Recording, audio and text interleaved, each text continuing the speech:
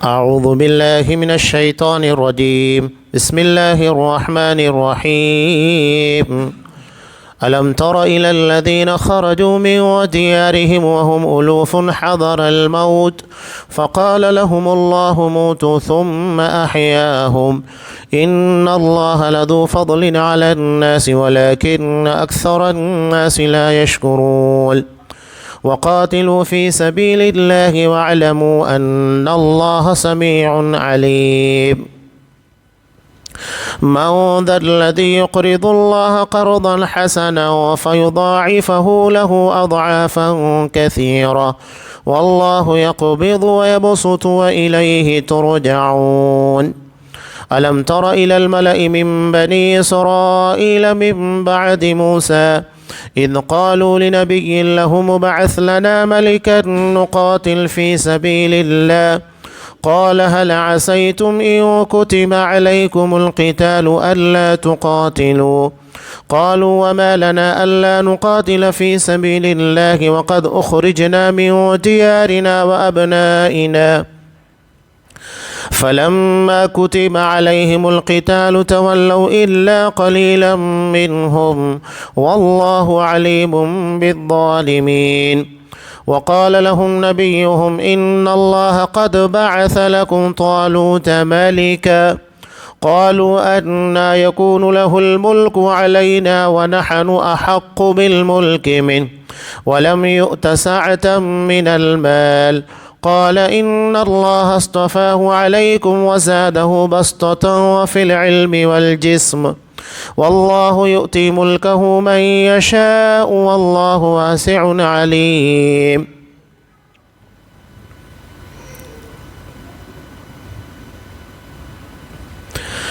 کیا تم نے انہیں نہیں دیکھا جو ہزاروں کی تعداد میں تھے اور موت کے ڈر کے مارے اپنے گھروں سے نکل کھڑے ہوئے تھے؟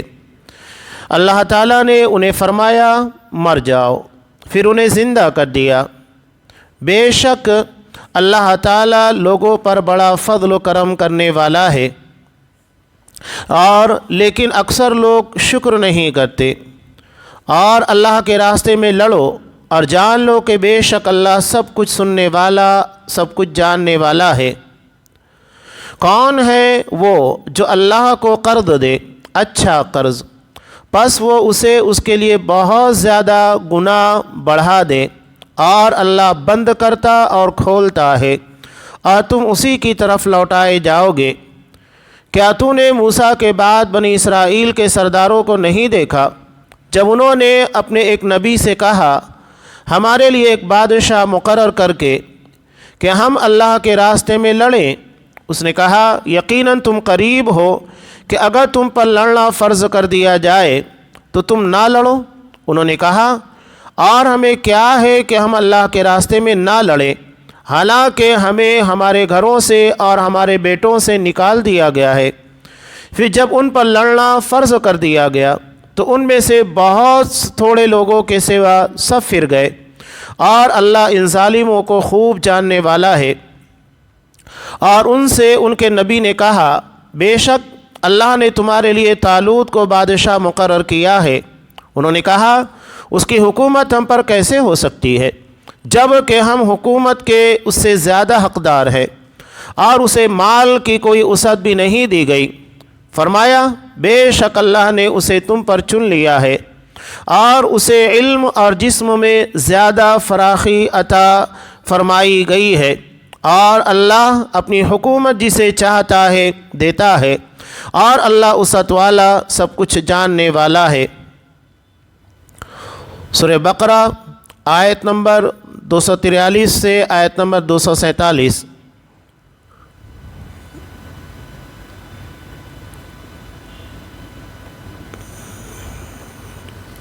محترم سامعین، عزیز ماں اور بہنوں، اب یہاں سے جہاد کے مسائل شروع ہو گئے، اس لیے کہ یہ جو آیتیں نازل ہوئی ہیں ان کا تعلق جنگ بدر اور جنگ احد سے قبل کا ہے، تو مسلمانوں کو ذہنی طور کے پر تیار کیا جا رہا ہے کہ اگر دشمن سے مقابلے کا وقت آ جائے تو تمہیں کیا کرنا ہوگا۔ اب یہاں جس واقعے کے تناظر کے اندر باتیں بیان کی گئی ہے یہ بنی اسرائیل کا ایک واقعہ ہے۔ قرآن اور حدیث میں جس قوم کی جانب اشارہ کیا گیا اس کی کوئی تفصیل نہیں۔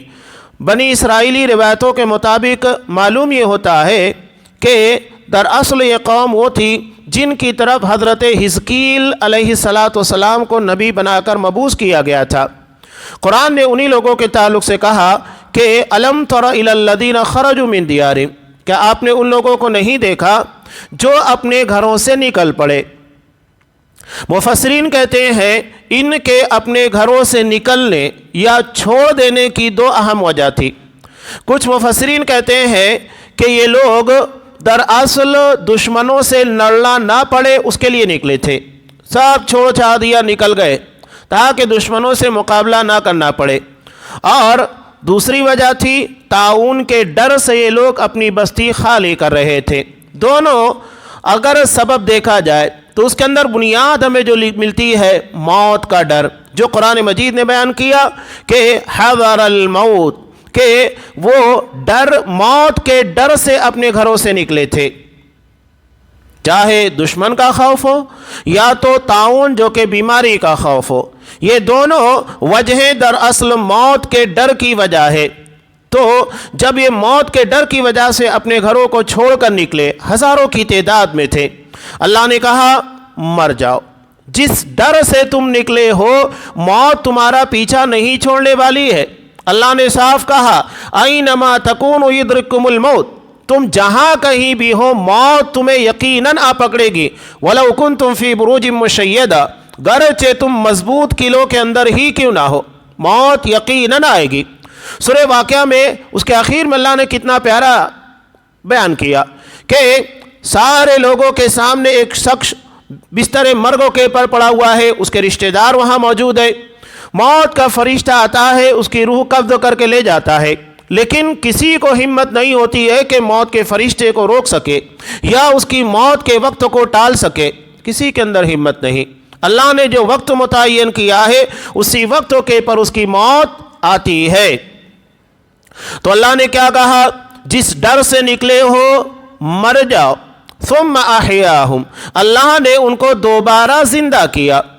یہ حزقیل علیہ السلام کی دعا کی برکت سے تھا، انہوں نے اللہ سے دعا کی تو اللہ نے انہیں دوبارہ زندگی عطا کی۔ ان اللہ لذو فضل علی الناس، بے شک اللہ لوگوں پر بڑے فضل والا ہے۔ اس سے بڑا انعام کیا ہو سکتا ہے کہ مرنے کے بعد اللہ نے دوبارہ موقع دیا تاکہ وہ بہتر تیاری کر سکے، اپنے گناہوں کی معافی تلافی کر سکے، اور موت کا مزہ ان لوگوں نے چکھ لیا جس کی بنیاد کے پر انہیں اپنی اصلاح کرنا اور آنے والی زندگی کے متعلق فکر مند ہونا یہ زیادہ آسان ہو جاتا ہے۔ وَلَكِنَّ أَكْثَرَ النَّاسِ لَا يَشْكُرُونَ، لیکن اکثر لوگ شکر نہیں کرتے۔ اب یہاں پہلی بات جو طاعون کا تذکرہ گزرا ہے، طاعون سے متعلق نبی کریم صلی اللہ علیہ وسلم کی حدیث ہے کہ جیسا کہ بخاری کی روایت میں ہے الطاعون رجس ارسل على طائفة من بني اسرائیل او على من كان قبلكم فاذا سمعتم به بارض فلا تقدموا عليه واذا وقع بارض وانتم بها فلا تخرجوا فرارا منه، کہ طاعون عذاب ہے جو بنی اسرائیل یا تم سے پہلے کسی قوم کے پر بھیجا گیا تھا، جب تمہیں معلوم ہو کہ فلاں علاقے میں طاعون کی بیماری پھیل گئی ہے تو وہاں نہ جاؤ، منع کر دیا گیا، اور اگر تمہارے علاقے میں طاعون کی وبا پھوٹ پڑے تو وہاں سے فرار اختیار نہ کرو۔ یعنی جس علاقے کے اندر معلوم پڑے کہ وہاں طاعون کی بیماری پھیلی ہے ہمیں جانا نہیں ہے، اور جس علاقے کے اندر یہ طاعون کی بیماری پھیلی ہے وہاں کے لوگوں کی ذمہ داری ہے کہ اس بستی کو نہ چھوڑیں، اسی جگہ پر رہیں تاکہ یہ بیماری مزید لوگوں تک نہ پھیلے۔ علاوہ سے اللہ نے موت لکھی ہے تو کہیں پر بھی چاہے اپنی بستی میں رہو یا اپنی بستی چھوڑ کر جاؤ، موت تو آنے والی ہے۔ تو موت کا ڈر اصل چیز نہیں ہے، بلکہ اصل چیز اللہ کی تقدیر کے پر ایمان، کہ اللہ ہمیں جس جگہ جہاں جس حالت کے اندر موت لکھا ہے وہی موت ہونے آنے والی ہے۔ حضرت عمر فاروق رضی اللہ تعالیٰ عنہ کے زمانے میں طاعون امواس کے بارے میں بڑا مشہور ہے کہ جب طاعون امواس پھیلا تو جس بستی کے بارے میں انہیں علم ہوا تو صحابہ کے درمیان یہ اختلاف ہوا ہمیں کیا کرنا چاہیے، اس بستی کے اندر جانا چاہیے یا نہیں جانا چاہیے۔ حضرت عمر فاروق رضی اللہ تعالیٰ عنہ کی رائے یہ تھی کہ اس بستی کے اندر ہم کو نہیں جانا چاہیے۔ کچھ اصحاب کرام کی رائے تھی نہیں ہمیں جانا چاہیے، کیا حرکت ہے جانے میں، تقدیر کے پر ایمان ہے ہمارا، اللہ اگر وہاں موت نہیں کہا ہے وہاں ہوگی، نہیں تو یہاں پر ہوگی، موت تو بہرحال آنے والی ہے۔ حضرت عمر فاروق رضی اللہ تعالیٰ عنہ کو جب یہ معلوم ہوا تو انہوں نے کہا کہ ہم تقدیر سے بچ کر تقدیر کی طرف جا رہے ہیں، یعنی تقدیر کے اندر لکھا ہے کہ ہمیں تدبیر اختیار کرنا چاہیے، اپنے آپ کو بچانے کی کوشش کرنا چاہیے، تو وہ بھی تقدیر ہے، اور یقینی بات ہے کہ جہاں موت آنے والی ہے وہ بھی ہماری تقدیر ہے، لیکن ایسا نہیں ہے کہ ہم زبردستی اپنے آپ کو جان جوخم میں ڈالیں۔ اتنے میں حضرت عبد الرحمن ابن عوف رضی اللہ تعالیٰ عنہ جو وہاں موجود نہیں تھے وہ وہاں پر آئے اور اسی حدیث کو جو یہاں پر بیان کی گئی ہے بیان کیا کہ میں نے نبی کریم صلی اللہ علیہ وسلم کو ایسا فرماتے ہوئے سنا کہ جس بستی کے بارے میں علم ہو جائے کہ وہاں پر طاعون پھیلا ہوا ہے تو وہاں جانا نہیں ہے، اور جو لوگ وہاں پر موجود ہیں وہ اس بستی کو چھوڑ کر وہاں سے کہیں اور نہیں جا سکتے۔ چنانچہ اس حدیث کے آنے کے بعد اصحاب کرام اس بستی کے اندر داخل نہیں ہوئے۔ اس کا مطلب یہ ہے کہ اصحاب کرام کے نزدیک اصل چیز احادیث نبوی تھی، جو نبی کا حکم آ گیا وہ اہمیت رکھتا ہے۔ آپ کی حدیث آ گئی کہ نہیں اس بستی میں نہیں جانا ہے، بات ختم، اور جو لوگ اس بستی کے اندر ہیں انہیں بستی چھوڑنا نہیں ہے، وہ بستی کے اندر رہیں گے۔ حدیث آنے کے بعد اب کسی کو بھی اس بارے میں اپنی رائے پیش کرنے کی ضرورت نہیں تھی۔ تو اللہ نے ان کو دوبارہ زندہ کیا، کتنی اہم بات۔ اب یہاں اس بارے میں غور کیجئے جو بیان کیا گیا ہے، اللہ نے تین اہم چیزوں کی جانب یہاں پر اشارہ کر دیا کہ سب سے پہلی بات یہاں پر جو بتائی گئی ہے کہ اگر تم موت سے بھاگنا چاہتے ہو تو موت تو بہرحال آئے گی، اس سے تم بچ نہیں سکتے، اور دوسرا یہ کہ انسانوں کی آخری جاہ پناہ اللہ ہی کی ذات ہے، کوئی اللہ سے بھاگ نہیں سکتا، اللہ کی پناہ میں ہی اس کو رہنا ہے، اور تیسرا یہ کہ اللہ یقیناً انسانوں کو دوبارہ زندہ کرنے پر قادر ہے۔ میں نے جیسا کہ پہلے اشارہ کیا کہ بعث بعد الموت یعنی مرنے کے بعد دوبارہ زندہ کرنا، صرف سورہ بقرہ کے اندر اس کی 5 مثالیں اللہ نے پیش کی۔ سورہ بقرہ کی ابتدا دیکھیے، پہلے ہی صفحے کے پر اللہ نے آخرت کا تذکرہ کیا، وَبِالْآخِرَةِ هُمْ يُوقِنُونَ، اہل ایمان وہ ہیں جو آخرت کے پر یقین رکھتے ہیں۔ اور اس کے بعد دیکھیے سورہ بقرہ جس کی تھیم ہی وہی ہے، اس کے پہلے 3 اہم واقعات کا تذکرہ گزرا۔ ایک واقعہ بنی اسرائیل کا ہی ہے، حضرت موسیٰ علیہ السلام انہیں کوہ طور کے پر لے کر گئے تاکہ انہیں یقین آ جائے کہ میں اللہ سے ہم کلام ہوا، اللہ نے مجھ کو نبی بنایا، ان کے درمیان کوئی شبہ نہ رہے۔ اب وہاں جانے کے بعد یہ 70 کے 70 آدمی مطالبہ کرنے لگے، نہیں، جب تک ہم اللہ کو نہیں دیکھیں گے آپ پر ایمان نہیں لائیں گے۔ اب اللہ نے انہیں جگہ کے پر موت دی، اور حضرت موسیٰ علیہ السلام کی دعا کی برکت سے انہیں دوبارہ زندہ کیا۔ تو یہ بعث بعد الموت، مرنے کے بعد دوبارہ زندہ ہونے کی ایک واضح دلیل۔ اس کے بعد یہ واقعہ سورہ بقرہ کے اندر بیان کیا گیا ہے، اس کی دلیل ہے اللہ نے ان لوگوں کو دوبارہ زندہ کیا۔ جیسا کہ ایک بنی اسرائیل کے ایک شخص کا قتل ہو گیا، قتل ہونے کے بعد قاتل کا پتہ نہیں لگ رہا تھا قاتل کون ہے، تب اللہ نے انہیں گائے ذبح کرنے کا حکم دیا۔ بڑی لے دے کرنے کے بعد ان لوگوں نے گائے ذبح کی، اس کا ایک حصہ مقتول کے جسم کے پر لگایا گیا، مقتول زندہ ہو گیا، اور زندہ ہونے کے بعد اپنے قاتل کا پتہ بتایا، پھر موت واقع ہو گئی۔ یہ واقعہ ہے کہ مرنے کے بعد دوبارہ زندگی ہے۔ اب یہاں اس واقعے کے اندر دیکھیے ہزاروں لوگ ہیں، اللہ نے ان کو موت دی، موت کے بعد دوبارہ ان کو زندگی عطا کی۔ یہ بھی بعث بعد الموت، مرنے کے بعد دوبارہ زندہ ہونے کی تیسری دلیل ہے۔ ابھی 2 مزید دلیلیں اور ہیں مرنے کے بعد دوبارہ زندہ ہونے کی، جو آگے کی آیتوں میں انشاءاللہ آنے والی ہے۔ اب آگے اللہ نے یہاں پر جو چیز بیان فرمائی کہ وَقَاتِلُوا فِي سَبِيلِ اللَّهِ وَاعْلَمُوا أَنَّ اللَّهَ سَمِيعٌ عَلِيمٌ، اللہ کی راہ میں لڑو، اس لیے کہ دشمن اگر تمہارے پر حملہ کر رہا ہے، تمہارے جان مال عزت و ناموس کے پر حملہ کر رہا ہے، تو اس کا مطلب یہ نہیں کہ آپ بیٹھے رہو یا چپ چاپ اس کے آنے کا انتظار کرو تاکہ آئے اور تمہاری جان مال عزت و ناموس کے پر حملہ کرے، تمہیں مٹا دے، ختم کر دے، نہیں، بلکہ جتنی طاقت ہے تم دشمنوں کا دفاع کرو، لڑو، مجاہد بن کر، غازی بن کر شہید ہو، یہ اللہ کے نزدیک باعزت موت ہے۔ یہ نہیں کہ ڈر جاؤ، موت تو ہر کسی کو آنے والی ہے۔ اب یہاں چونکہ دشمنوں سے لڑنے کے تعلق سے مسئلہ ہے، اس لیے قرآن مجید نے ایک اہم چیز اس کے اندر اور بیان کی، اور وہ ہے مال خرچ کرنا، اس لیے کہ ایسے موقع کے پر مال کی سخت ضرورت پیش آتی ہے۔ اللہ نے ارشاد فرمایا من ذا الذی یقرض اللہ قرضا حسنا، کون ہے جو اللہ کو قرض دے، اچھا قرض، قرض حسن، بہترین قرض دے، فَيُضَاعِفَهُ لَهُ أَضْعَافًا كَثِيرًا، تو پس وہ اسے اس کے لیے بہت زیادہ گناہ بڑھا دے، اور اللہ بند کرتا کھولتا ہے، یعنی لوگوں کے لیے تنگی بھی وہی پیدا کرتا ہے اگر وہ اللہ کی راہ میں مال خرچ نہ کریں، اور وہی کشادگی کرتا ہے اگر اپنا مال اللہ کی راہ میں خرچ کریں گے۔ وَإِلَيْهِ تُرْجَعُونَ، اور تم سب کو اسی کی طرف لوٹ کر جانا ہے۔ اس ضمن میں نبی کریم صلی اللہ علیہ وسلم کی حدیث بھی ہے، جیسا کہ امام بخاری رحمۃ اللہ علیہ نے روایت کیا، حضرت ابو ہریرہ رضی اللہ تعالیٰ عنہ ارشاد فرماتے ہیں رسول اللہ صلی اللہ علیہ وسلم نے ارشاد فرمایا من تصدق بعدل تمرۃ من کسب طیب، جو شخص ایک کھجور کے برابر اللہ کی راہ میں اپنی حلال کمائی سے خرچ کرتا ہے۔ حلال کمائی بنیادی شرط ہے، اگر حرام کمائی سے انسان لاکھوں کروڑوں روزانہ خرچ کرے کوئی فائدہ نہیں، جب تک کہ کمائی حلال کی نہ ہو۔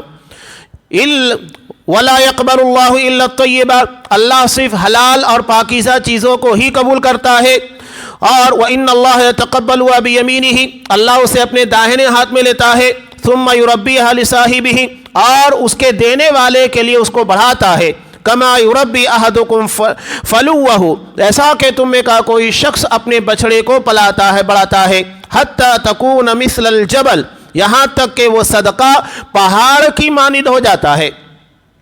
ہمارے صدقے کو جو اللہ کی راہ کے اندر دیا گیا ہے، ایک کھجور کے برابر صدقے کو اتنا بڑھاتا ہے کہ وہ پہاڑ کی مانند ہو جاتا ہے۔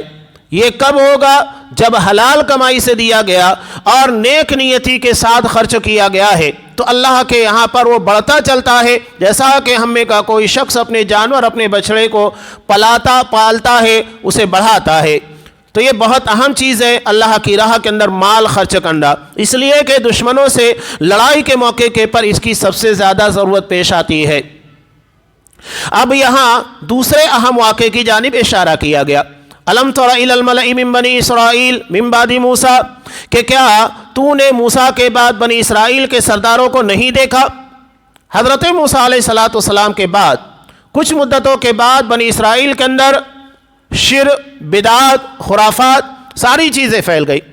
نتیجہ یہ ہوا اللہ نے عمالقہ نامی قوم جو انتہائی سخت جنگجو تھے ان لوگوں کے پر مسلط کر دیا، ان لوگوں نے ان کے علاقے کے پر قبضہ کر لیا۔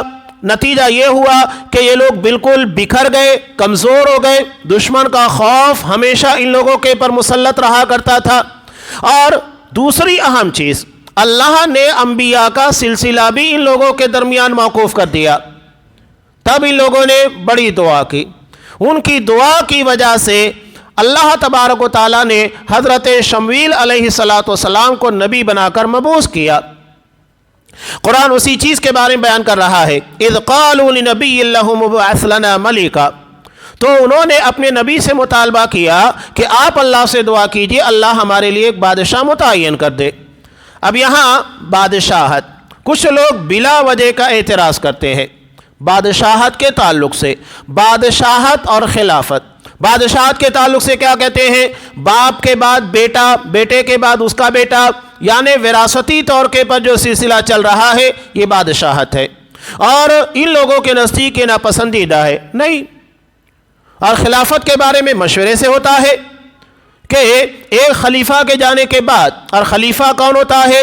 جسے عام مسلمانوں کی شورا منتخب کرتی ہے، اور وہ تا حیات ہوتا ہے، جب تک اس کی زندگی باقی ہے مسلمانوں کے ساتھ اس کا معاملہ چلتے رہتا ہے، الا یہ کہ کوئی ایسا معاملہ پیش آ جائے کفر صریح یا کوئی ایسی بات جس کی بنیاد کے پر اسے معزول کر دیا جائے، یہ ہے۔ اب یہاں بادشاہت اگر اپنی جگہ کے پر ناپسندیدہ ہوتی تو بنی اسرائیل حضرت شمویل سے بادشاہ کا مطالبہ کیوں کرتے؟ بادشاہت اپنی جگہ پر بذات خود ناپسندیدہ نہیں ہے، مگر بادشاہ اللہ کے حکم یعنی اس کے دین اور اس کی شریعت کو نافذ کرتا ہے، کتاب و سنت کو نافذ کر رہا ہے، تو اس میں اعتراض کیا ہے؟ چاہے خلافت ہو یا بادشاہت، اصل چیز اللہ کے دین کا نفاذ ہے۔ اگر لوگ خلافت کے نام کے پر اللہ کا دین نافذ نہ کرے تو کیا فائدہ خلافت کا؟ یہ لوگوں کے درمیان صرف گمراہ کرنے کے لیے خاص طور سے ٹارگیٹ سعودی عرب ہے۔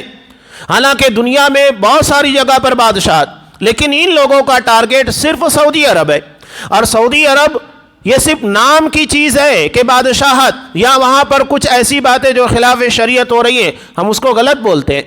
کوئی بھی چیز کہیں پر بھی ہو وہ غلط ہے تو غلط ہی رہے گی، ایسا نہیں ہے کہ ہم اسے صحیح قرار دیں، اور ہمارے یہاں سے بہتر انداز میں وہاں کے علماء اس کے بارے میں باتیں کرتے ہیں۔ اصلاح کا مقصد سدھار ہوتا ہے، صرف تنقید نہیں۔ ایک ڈاکٹر کے پاس اگر آپ جائیں وہ آپ کو صرف بیماریاں بتا دے، ارے آپ کے اندر یہ مسئلہ ہے، پریشر کا مسئلہ ہے، شوگر ہے، برین کا پرابلم ہے، ہارٹ کا پرابلم ہے، وہ آپ کا علاج نہ کرے بلکہ لوگوں کے درمیان آپ کی بیماریوں کے بارے میں چرچا کرے، تو کیا اس سے مسئلہ حل ہوگا؟ مسئلہ کب حل ہوگا؟ جب ٹریٹمنٹ کرنے کے بعد وہ ڈاکٹر کسی کو بتائے بنا آپ کو صحیح دوا دے اور بہتر پرہیز کے بارے میں آپ کو حکم دے تاکہ بیماری جلد سے جلد ریکور ہو سکے، یہ طریقہ کار ہے۔ اب وہاں جو باتیں چلتی ہیں یہ وہاں کا اپنا ذاتی، وہاں کا اندرونی مسئلہ ہے، اسے ملکی پورے دنیا کی سطح کے پر پیش کرنے کا مطلب کیا ہے؟ صرف ڈھنڈورا لوگوں کے درمیان پیش کرنا، حالانکہ عقیدے کے اندر اس کے جو عقیدہ وہاں پڑھایا جاتا ہے، عقیدہ توحید، اور خاص طور سے اس کے بعد نماز کی پابندی، زکوٰۃ کی ادائیگی، حج، روزہ، یہ ساری چیزیں۔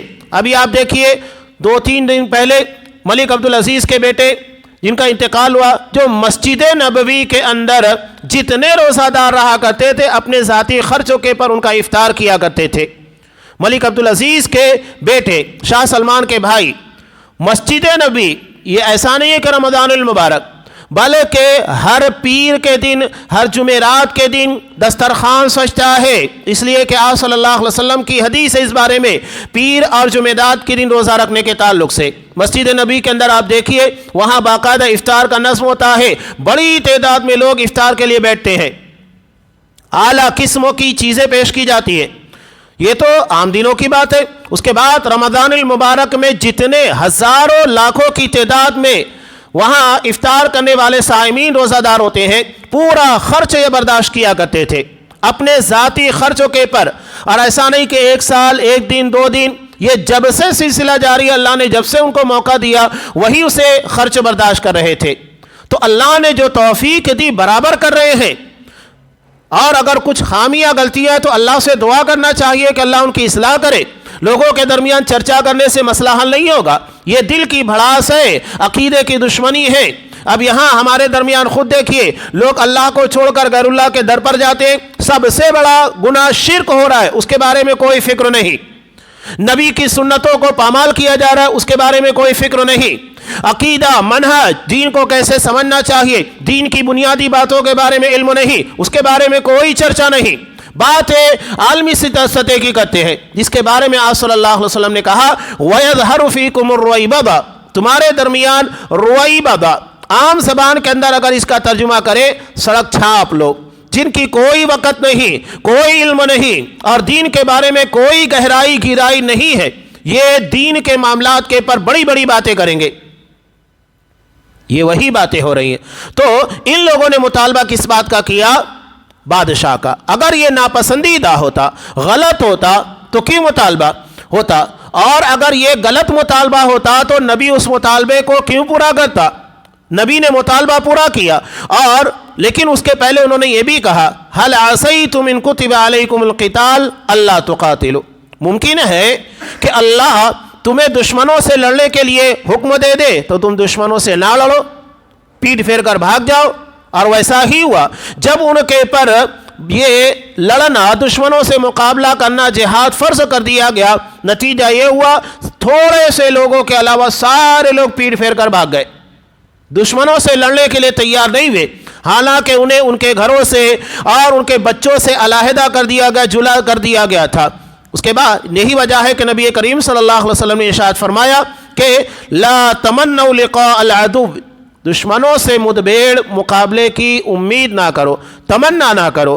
فَإِذَا لَقِيتُمُوهُمْ فَاصْبِرُوا، اور جب تمہارا مقابلہ، تمہارا ٹکراؤ دشمنوں سے ہو جائے، سامنا ہو جائے، تو پھر ڈٹ کر مقابلہ کرو، میدان چھوڑ کر نہیں جانا ہے، بالکل ہمت کے ساتھ لڑنا ہے۔ میدان چھوڑنے سے نتیجہ کیا ہوگا؟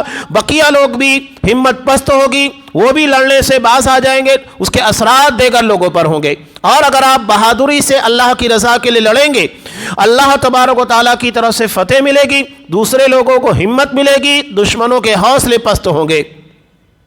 واللہ علیم بالظالمین، اللہ ظالموں کو بہتر جاننے والا ہے۔ اب ان کے نبی نے کیا کہا؟ ان اللہ قد بعث لکم طالوت ملکا، اللہ نے تمہارے لیے طالوت کو بادشاہ مقرر کر دیا ہے۔ اب یہاں پر دیکھیے، بنی اسرائیل میں بادشاہوں کے لیے باقاعدہ خاندان طے تھے کہ اس خاندان کا ہی شخص بادشاہ بنے گا۔ اب یہاں حضرت طالوت کے تعلق سے جب ان کے نبی حضرت شمویل علیہ السلام نے کہا کہ اللہ نے اسے تمہارا بادشاہ متعین کیا ہے، وہی اپنی پرانی روش اعتراض، حالانکہ اللہ کا حکم آنے کے بعد نبی بیان کر رہا ہے کہ اللہ نے اس کو متعین کیا ہے، تو اس پر اعتراض کی گنجائش کہاں تھی؟ لیکن اس کے باوجود اعتراض، کہنے لگے کہ اسے بادشاہت کیوں دی گئی؟ انا یکون لہ الملک علینا، وہ ہم پر کیسے بادشاہت کر سکتا، حکمرانی کر سکتا ہے؟ ونحن احق بالملک من، جبکہ بادشاہت کے مقابلے میں ہم زیادہ حقدار ہیں۔ ولم یؤت ساعۃ من المال، اور اسے مال بھی نہیں دیا گیا۔ یہ بنی اسرائیل کے اعتراضات تھے۔ حضرت طالوت کون تھے؟ ایک عام آدمی، عام فوجی، یہ اس خاندان کے نہیں تھے جس سے بادشاہ متعین ہوتے چلے آ رہے تھے۔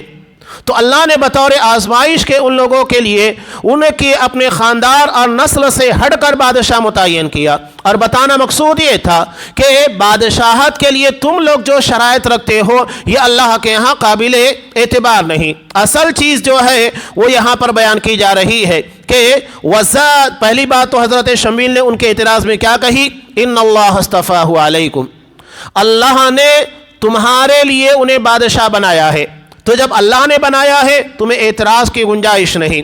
دوسری بات، وَزَادَهُ بَسْطَةً فِي الْعِلْمِ وَالْجِسْمِ، اللہ نے انہیں علم اور جسم کی بنیاد کے پر فوقیت عطا کی ہے، یعنی انہیں ذہانت ہے، لڑنے کا ہنر آتا ہے، دشمنوں کے بارے میں کس طرح مقابلہ کیا جائے، یہ ساری چیزیں ان کے علم میں ہیں، جانکاری ہے، تجربہ ہے، مہارت ہے، اور جسم بھی مضبوط ہے تاکہ دشمنوں سے مقابلہ ہو تو بہادری کے ساتھ لڑ سکے، اور جسم اتنا توانا ہے، یہ ساری چیزیں ہیں۔ اب یہاں چند اہم چیزیں جو حکمراں کے اوصاف سے متعلق ہوتی ہیں بیان کی گئی ہے۔ سب سے پہلی چیز، حکمراں جو مسلمانوں کا ہوتا ہے تو پہلی شرط ہے کہ مسلمان ہو، یعنی کوئی غیر مسلم مسلمانوں کا حکمراں نہیں بن سکتا ہے۔ دوسری چیز، مرد ہو، یعنی عورت نہیں۔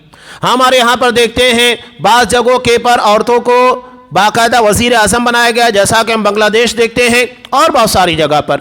جب نبی کریم صلی اللہ علیہ وسلم کو روم کے تعلق سے معلوم ہوا کہ انہوں نے ایک عورت کو اپنا بادشاہ، جس کو ہم رانی کہنا چاہیے، رانی بنا لیا ہے، تب آپ صلی اللہ علیہ وسلم نے کہا کیف یفلح قوم ولوا امرهم الی امرات، وہ قوم کیسے فلاح یاب ہو سکتی ہے جنہوں نے اپنی ساری ذمہ داری اور اپنی حکومت ایک عورت کے ہاتھ میں دے رکھی ہے۔ عورتیں حکمرانی کے قابل نہیں، اللہ نے ان لوگوں کے لیے الگ میدان رکھا ہے، وہ گھر کی ملکہ ہوتی ہیں، اور اللہ نے گھر گرہستی اور اس تعلق سے جو ذمہ داریاں ہیں وہ ان کے کاندھوں کے پر ڈالی ہے، اور مردوں کا میدان باہر کا ہے، وہ باہر کی دنیا کو سنبھالتے ہیں، دونوں کی الگ الگ ذمہ داریاں ہیں، الگ الگ ڈپارٹمنٹ ہیں۔